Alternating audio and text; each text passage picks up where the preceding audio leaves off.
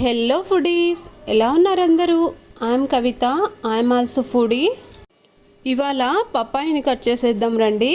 పప్పాయను వారంలో 2 సార్లైనా తీసుకోవాలి. హెల్త్కి చాలా మంచిది. ఇందులో వాటర్ కూడా ఎక్కువగా ఉంటుందండి.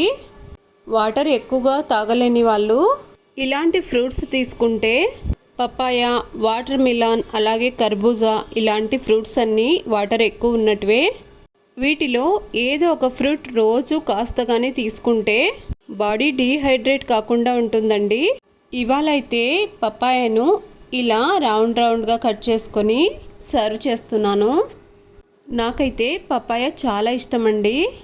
మీలో ఎంతమందికి పప్పాయ ఇష్టమో కామెంట్ చేయండి.